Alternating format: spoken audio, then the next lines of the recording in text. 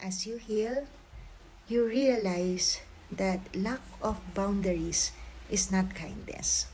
Kailangan matuto rin tayong mag-set ng boundaries.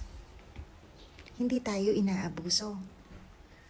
Ang disagreements is not a personal attack. Ang external validation is not equal to inner self-worth. Kailangan manggaling yun sa atin. And being stubborn is not protecting our self-image. It is never protecting our self-image. Tandaan nyo na ang attention is not necessarily love.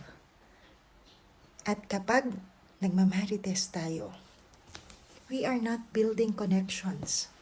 Kasi ang connections ay stronger relationships with your circle, with your